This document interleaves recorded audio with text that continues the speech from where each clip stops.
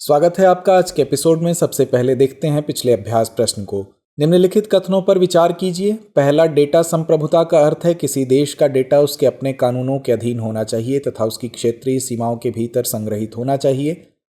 दूसरा, एक मजबूत डेटा संप्रभुता ढांचा भारतीय नागरिकों को डेटा उल्लंघनों से बचा सकता है तथा संवेदनशील सरकारी और सैन्य अभियानों को सुरक्षित कर सकता है। उपर्युक्त में से कौन सा या कौन से कथन सही है या हैं? विकल्प ए केवल एक, विकल्प बी केवल दो, विकल्प सी एक और दो दोनों, या विकल्प डी ना तो एक ना ही दो।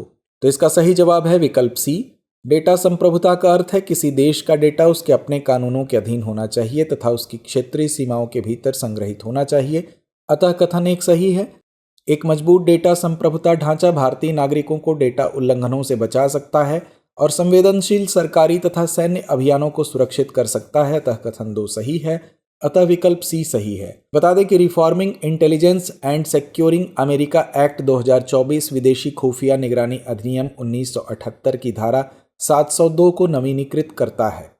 इससे अमेरिकी फर्मों को बिना किसी वारंट के राष्ट्रीय सुरक्षा के लिए विदेशी उपयोगकर्ताओं के डेटा को अमेरिकी सरकार के साथ साझा करने की अनुमति मिलती है, जिससे AWS, गूगल क्लाउड और माइक्रोसॉफ्ट एज्योर जैसे प्लेटफॉर्म का उपयोग करने वाले भारतीय व्यवसाय और व्यक्ति प्रभावित होते हैं। तो आइए शुरुआत करते हैं पहले प्रश्न के साथ। भारत में ऐतिहासिक निर्णयों के संबंध में निम्नलिखित कथनों पर विचार कीजिए।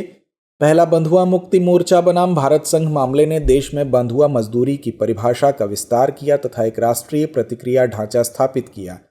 दूसरा, वर्ष 2012 में भारत के सर्वोच्च न्यायालय ने फैसला सुनाया था कि लापता बच्चे को अपहरण या तस्करी का शिकार माना जाना चाहिए।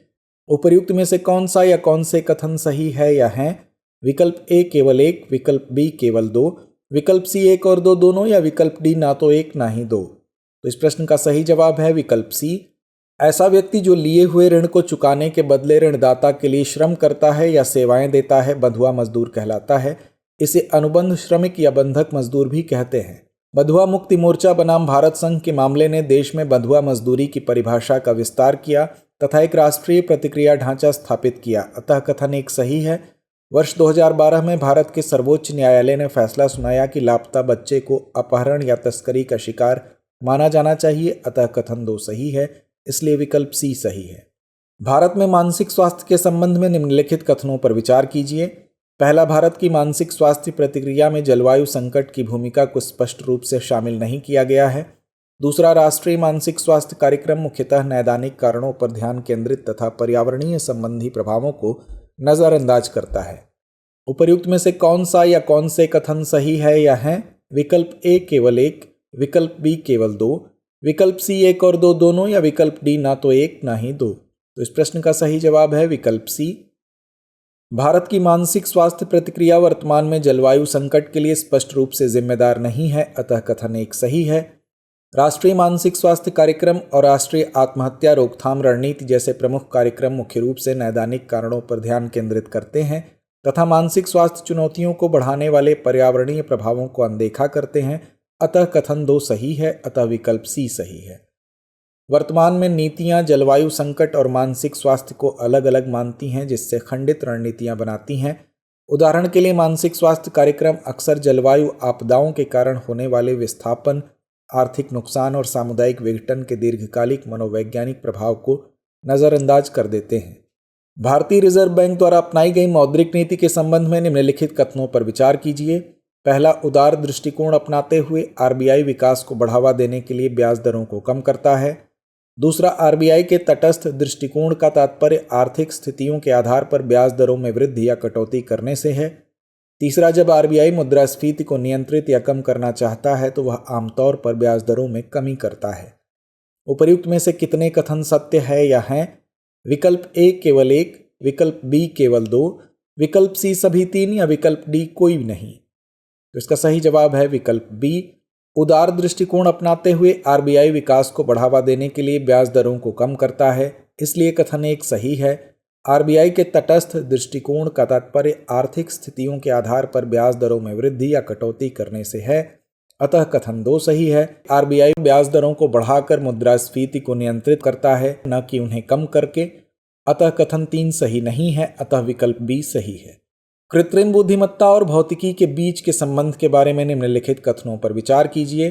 पहला, गहन शिक्षण में प्रयुक्त तकनीकें जैसे तंत्रिका नेटवर्क का अनुकूलन सांख्यिकी यांत्रिकी के तरीकों से प्रभावित होती है। दूसरा, भौतिकी के लिए मौलिक समरूपता और अपरिवर्तनशीलता के सिद्धांत आधुनिक तंत्रिका नेटवर्क संरचना के डिजाइन हेतु अप्रासंगिक हैं। तीसरा, क्वांटम मशीन लर्निंग कुछ समस्याओं को पारंपरिक तरीकों की तुलना में अधिक तेजी से हल कर सकती है। उपर्युक्त कथनों में से कितने कथन सही नहीं हैं? विकल्प ए केवल एक, विकल्प बी केवल दो, विकल्प सी सभी तीन या विकल्प डी कोई भी नहीं। तो इसका सही जवाब है विकल्प ए।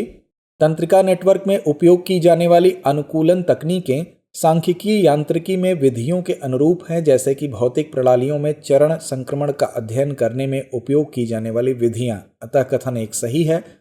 समरूपता और अपरिवर्तनशीलता जैसे सिद्धांत तंत्रिका नेटवर्क के डिजाइन में मौलिक हैं, जैसे कि कन्वोल्यूशनल न्यूरल नेटवर्क्स जैसे CNN, जो ट्रांसलेशन अपरिवर्तनशीलता का लाभ उठाते हैं। अतः कथन दो सही नहीं है। क्वांटम मशीन लर्निंग एल्गोरिदम पारंपरिक तरीकों पर कंप्यूटेशनल लाभ प्रदान करते हैं, जो AI और क्वांटम भौतिकी के बीच संबंध को प्रदर्शित करता है। अतः कथन तीन सही है। अतः विकल्प ए सही है। एजेंटिक AI के बारे में निम्नलिखित कथनों पर विचार कीजिए। पहला, एजेंटिक AI से तात्पर्य ऐसे सॉफ्टवेयर से है जो स्वतंत्र रूप से किसी कार्य को पूरा कर सकता है तथा उपयोगकर्ता के ज्ञान के आधार पर निर्णय ले सकता है। दूसरा, AI एजेंटों को मुख्य रूप से सभी उद्योगों में मानव श्रमिकों के प्रतिस्थापन हेतु डिजाइन किया गया है, जिससे मानव हस्तक्षेप की आवश्यकता समाप्त हो जाती है। उपर्युक्त कथनों में से कौन सा या कौन से सही है या हैं? विकल्प ए केवल एक, विकल्प बी केवल दो, विकल्प सी एक और दो दोनों, या विकल्प डी ना तो एक ना ही दो। तो इस प्रश्न का सही जवाब है विकल्प ए। एजेंटिक AI ऐसे सॉफ्टवेयर को संदर्भित करता है जो स्वतंत्र रूप से कार्य को पूरा कर सकता है तथा उपयोगकर्ता के ज्ञान के आधार पर निर्णय ले सकता है। अतः कथन एक सही है। जबकि AI एजेंट कुछ मानवीय भूमिकाओं को प्रतिस्थापित कर सकते हैं।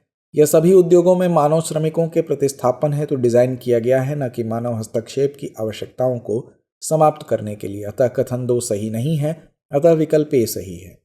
भारत में गैर बैंकिंग वित्तीय कंपनियों के संबंध में निम्नलिखित कथनों पर विचार कीजिए। पहला, यह जनता से मांग जमा स्वीकार नहीं कर सकते। दूसरा, ये भुगतान और निपटान संबंधी प्रणालियां संचालित करते हैं जिससे वे स्वयं के नाम पर चेक जारी कर सकते हैं। तीसरा, इन्हें अपनी जमा राशि का एक हिस्सा वैधानिक तरलता अनुपात के रूप में बनाए रखना आवश्यक है। उपर्युक्त कथनों में से कितने सही है या हैं? विकल्प ए केवल एक, विकल्प बी केवल दो, विकल्प सी सभी तीन, या विकल्प डी कोई नहीं। तो इसका सही जवाब है विकल्प ए। गैर बैंकिंग वित्तीय कंपनियां यानी NBFC को बैंकों के विपरीत मांग जमा स्वीकार करने की अनुमति नहीं है, जो मांग पर भुगतान करने योग्य हैं। अतः कथन एक सही है। NBFC को प्रत्यक्ष रूप से भुगतान और निपटान संबंधी प्रणालियों को संचालित करने की अनुमति नहीं है, न ही वे स्वयं पर आहरित चेक जारी कर सकते हैं। अतः कथन दो सही नहीं है। NBFC को SLR बनाए रखने की आवश्यकता नहीं है। यह बैंकों पर लागू एक आवश्यकता उपकरण है। अतः कथन तीन सही नहीं है। अतः विकल्प ए सही है। डेटा संरक्षण कानूनों के संबंध में निम्नलिखित कथनों पर विचार कीजिए। पहला, डेटा संरक्षण कानून पारंपरिक रूप से सहमति की अवधारणा पर निर्भर करते हैं, यह सुनिश्चित करते हुए कि व्यक्ति स्वतंत्र और तर्कसंगत रूप से निर्णय ले सकते हैं कि उनके व्यक्तिगत डेटा का उपयोग कैसे किया जाए। डेटा संरक्षण कानून में होमो प्राइवेटिकस की अवधारणा के तहत व्यक्ति वास्तविक दुनिया की चुनौतियों के बावजूद अपनी गोपनीयता को प्रभावी ढंग से प्रबंधित कर सकते हैं। उपर्युक्त कथनों में से कौन सा या कौन से सही नहीं है? विकल्प ए केवल एक, विकल्प बी केवल दो, विकल्प सी एक और दो दोनों, या विकल्प डी ना तो एक ना ही दो। तो इस प्रश्न का सही जवाब है विकल्प डी। डेटा सुरक्षा कानून पारंपरिक रूप से सहमति की अवधारणा पर निर्भर करते हैं, यह सुनिश्चित करते हुए कि व्यक्ति स्वतंत्र और तर्कसंगत रूप से यह तय कर सकते हैं कि उनके व्यक्तिगत डेटा का उपयोग कैसे किया जाए। अतः कथन एक सही है। डेटा सुरक्षा कानून में होमो प्राइवेटिकस की अवधारणा के तहत व्यक्ति वास्तविक दुनिया की चुनौतियों के बावजूद अपनी गोपनीयता को प्रभावी ढंग से प्रबंधित कर सकते हैं। अतः कथन दो सही है। अतः विकल्प डी सही है। वस्तु एवं सेवा कर के संबंध में निम्नलिखित कथनों पर विचार कीजिए। पहला, GST केंद्र और राज्यों द्वारा लगाए जाने वाले अनेक अप्रत्यक्ष करों का स्थान लेगा, जिनमें केंद्रीय उत्पाद शुल्क, सेवा कर और वैट शामिल हैं। दूसरा, जीएसटी मॉडल टैक्स कैस्केडिंग प्रभाव का समाप्त करता है, जो राज्य की सीमाओं एवं मूल्य श्रृंखलाओं में निर्बाध रूप से टैक्स क्रेडिट प्रदान करता है। उपर्युक्त कथनों में से कौन सा या कौन से सही है या हैं? विकल्प ए केवल एक, विकल्प बी केवल दो, विकल्प सी एक और दो दोनों, या विकल्प डी ना तो एक ना ही दो। तो इस प्रश्न का सही जवाब है विकल्प सी। जीएसटी केंद्र और राज्यों द्वारा लगाए जाने वाले कई अप्रत्यक्ष करों की जगह लेता है, जिसमें केंद्रीय उत्पाद शुल्क, सेवा कर और वैट शामिल हैं, अतः कथन एक सही है। जीएसटी मॉडल टैक्स कैस्केडिंग को समाप्त करने के लिए जो राज्य की सीमाओं और मूल्य श्रृंखलाओं में निर्बाध रूप से टैक्स क्रेडिट प्रदान करता है, अतः कथन दो सही है, अतः विकल्प सी सही है।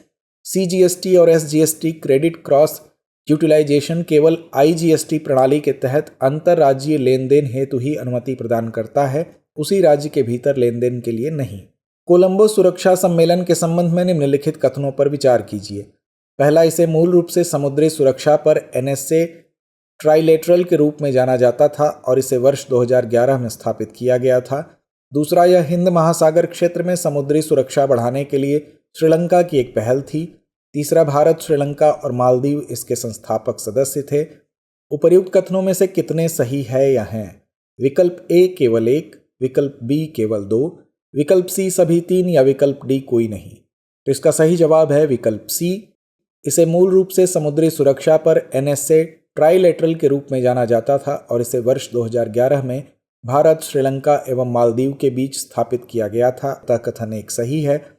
यह हिंद महासागर क्षेत्र में समुद्री सुरक्षा बढ़ाने के लिए श्रीलंका की एक पहल थी, अतः कथन दो सही है। भारत, श्रीलंका और मालदीव इसके संस्थापक सदस्य थे, अतः कथन तीन सही है, अतः विकल्प सी सही है। अंतर्राष्ट्रीय धार्मिक स्वतंत्रता रिपोर्ट निम्नलिखित में से किसके द्वारा जारी की जाती है? विकल्प ए अमेरिकी अंतर्राष्ट्रीय धार्मिक स्वतंत्रता आयोग, विकल्प बी विश्व बैंक, विकल्प सी अंतर्राष्ट्रीय मुद्रा कोष, या विकल्प डी इनमें से कोई नहीं। तो इसका सही जवाब है विकल्प ए, अमेरिकी अंतर्राष्ट्रीय धार्मिक स्वतंत्रता आयोग यानी यूएससीआईआरएफ। यूएससीआईआरएफ एक सलाहकार और परामर्शदात्री निकाय है जो अंतर्राष्ट्रीय धार्मिक स्वतंत्रता से संबंधित मुद्दों पर अमेरिकी कांग्रेस और प्रशासन को सलाह देता है। यह आयोग अंतर्राष्ट्रीय धार्मिक स्वतंत्रता रिपोर्ट जारी करता है। हाल ही में भारत ने अमेरिकी अंतर्राष्ट्रीय धार्मिक स्वतंत्रता आयोग की अंतर्राष्ट्रीय धार्मिक स्वतंत्रता रिपोर्ट को खारिज कर इसे एक राजनीतिक एजेंडे वाला पक्षपाती संगठन करार दिया, अतः विकल्प ए सही है। तो आइए अंत में नोट करते हैं आज का अभ्यास प्रश्न। लोथल के संबंध में निम्नलिखित कथनों पर विचार कीजिए। पहला, यह राजस्थान में स्थित हड़प्पा सभ्यता के सबसे पश्चिमी स्थलों में से एक है। दूसरा, लोथल में विश्व का सबसे पुराना ज्ञात डॉक था जो शहर को साबरमती नदी के प्राचीन मार्ग से जोड़ता था। उपर्युक्त में से कौन सा या कौन से कथन सही है या हैं? विकल्प ए केवल एक, विकल्प बी केवल दो, विकल्प सी एक और दो दोनों, या विकल्प डी ना तो एक ना ही दो। तो इस प्रश्न का जवाब कमेंट बॉक्स में देना ना भूलें। धन्यवाद।